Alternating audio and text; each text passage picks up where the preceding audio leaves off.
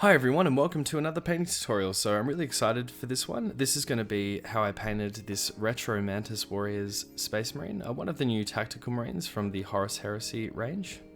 Really amazing models, and I've been really excited for these projects, so I'm going to be aiming to do quite a few of these retro themed Space Marines. So over a grey sear undercoat, I'm just going to begin by applying the first coat of 50-50 of the Mantis Warriors Green Contrast and Contrast Medium, and I'm going to give it about half an hour before I apply the second coat, and just focusing on all of the power armor.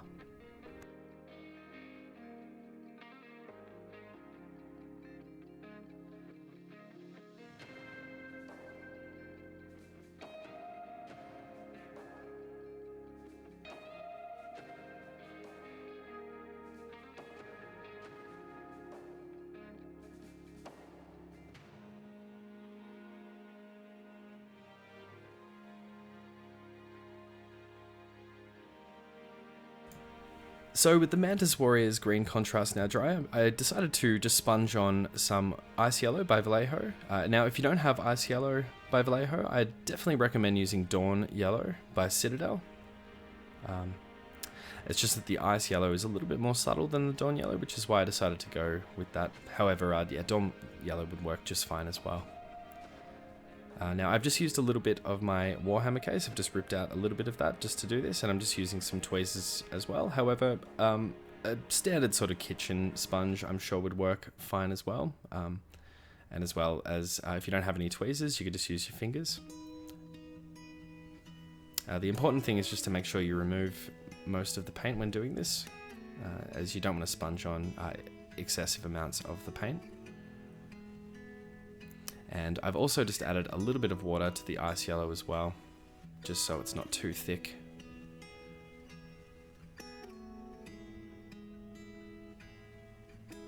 So mostly just applying it sort of randomly around the miniature and around all the power armor, I should say. Definitely focusing on the edges though, so for example around the shoulder pad and at the top of the knees there as well of the power armor.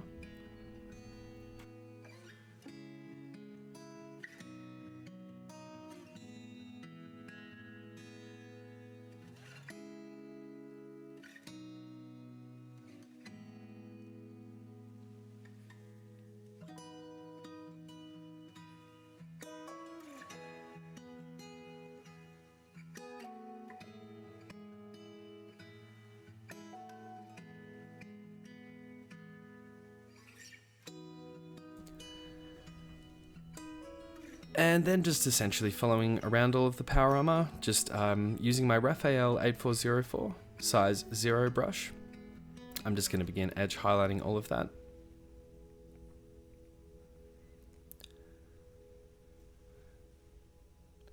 Now I should mention as well, it's absolutely worth really just trying to take your time with these edge highlights. Now it will just be the one edge highlight around all of the power armor. But considering the vibrancy of the Mantis Warriors Green contrast, and having to go back and sort of apply, for example, the grey sear and then doing an additional coat of the Mantis Warriors Green, it can be quite difficult to touch that up. So definitely just take as much time as you need and just really try and get the finish as smooth as possible.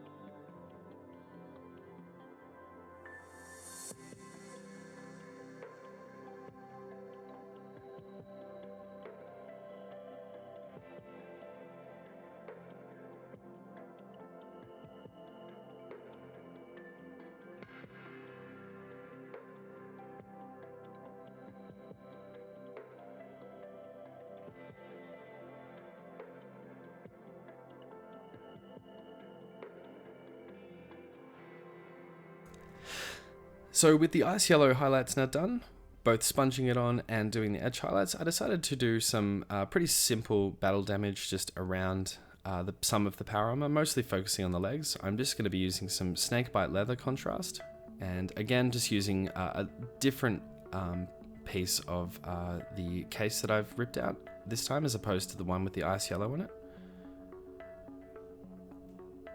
And as you can see as well, I was getting rid of most of the snakebite leather just on my thumb there. If you have more paper towel, go ahead and use the paper towel instead.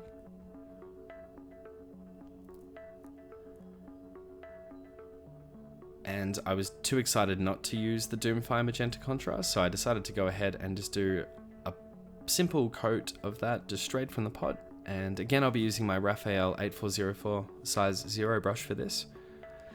Now, generally, it is recommended that you don't use your more expensive brushes for contrast paints and shading and whatnot, but considering the size of the lenses, I've gone ahead and decided to use that. And at the end of the day, if the paint isn't on there for too long, and as you can see, I've really just got it focused on the tip of my brush, there's really no major harm in using your finer detail brushes for contrast paints when it is these smaller sort of details.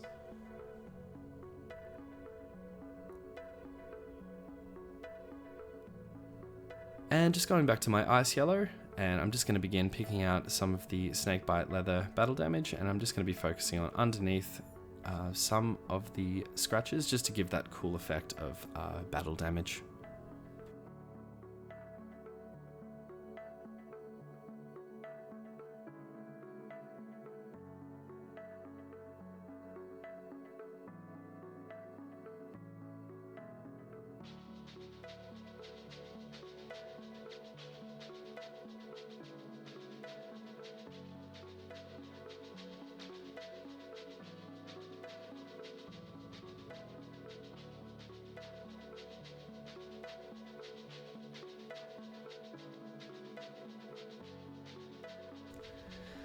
And now for just, so essentially all of the parts that still have the grey sear undercoat, so the gun and all of the pouches and the grenade, and of course the parts on the backpack, I'm just going to be applying Black Legion straight from the pot.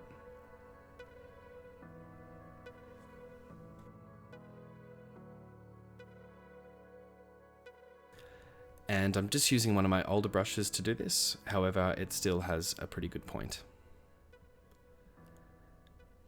And now I'm just going to do a simple highlight of Wild Rider Red into the lenses.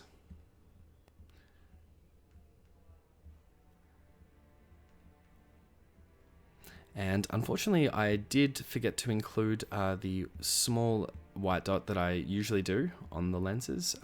However, if you'd like to see how I do that, it's absolutely in a lot of my other Space Marine tutorials as well.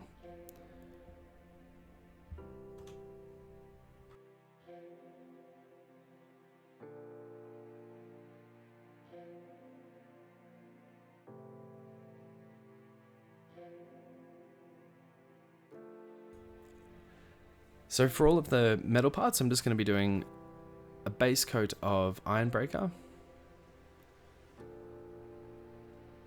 And I'm really trying to challenge myself with these new Horus Heresy Marines and the contrast paints that I'll be using. So I'm really just trying to keep to single colors wherever possible with just the one highlight.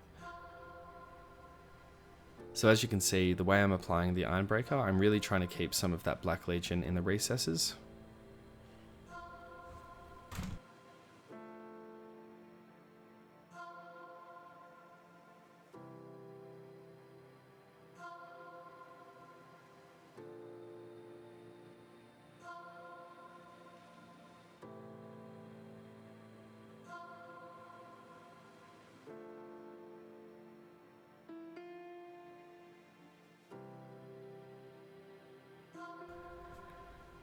And now just for the gun casing and the pouches as well, and the grenade, I'm just going to be doing just a single highlight of Dawnstone just over all of the Black Legion.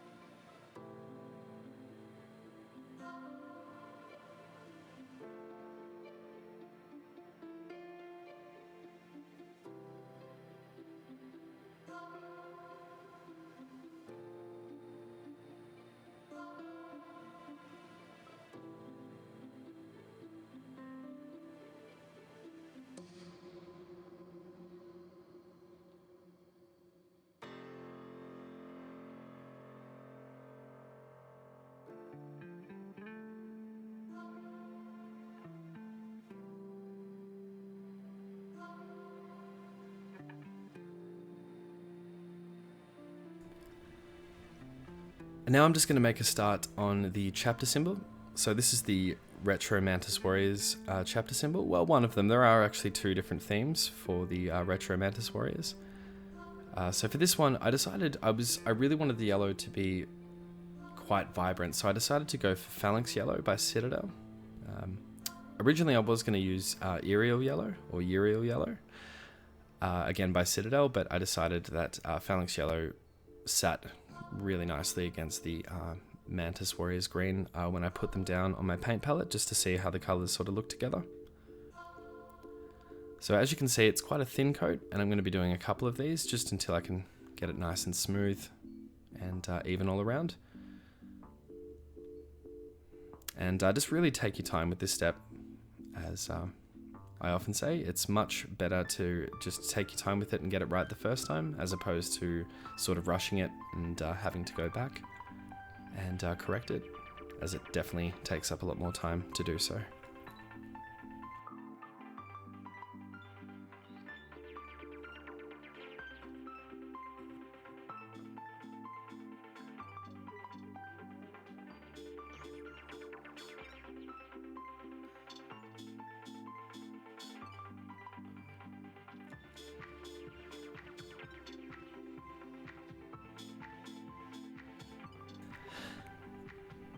And now just to begin finishing off the Mantis Warriors chapter symbol, the retro one I should say, I'm just going to begin painting the eyes, so I decided just to use some Mephiston Red to begin with.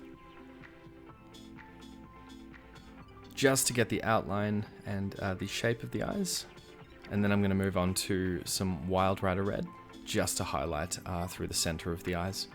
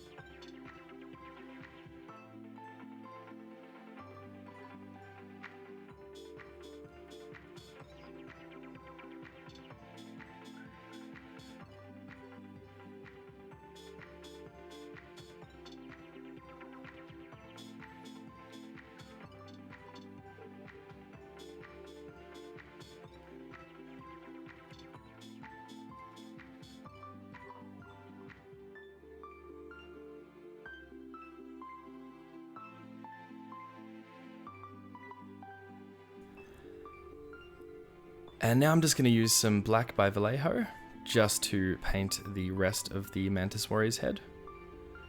So as I always say, when painting chapter symbols, especially just the first time, it's very important just to have a reference in front of you, whether you've just sort of drawn it down yourself, or if you have it open on your phone, just an image of it, or if you work in front of your computer like me when painting, just to have it up in front of you online.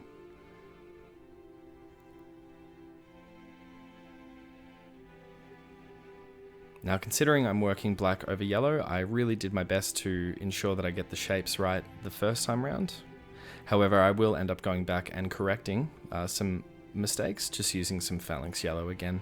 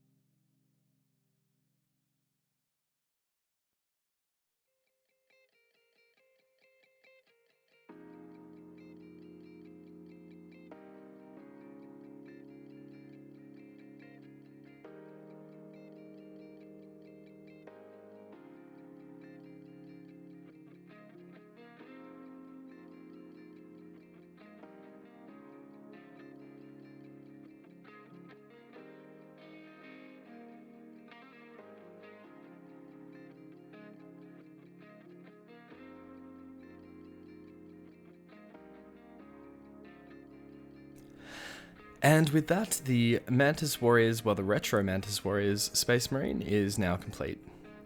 So I plan on doing an additional tutorial for the new golden arm that I do for my Emperor's Finest army, as it is slightly different to the one that I already have a tutorial on.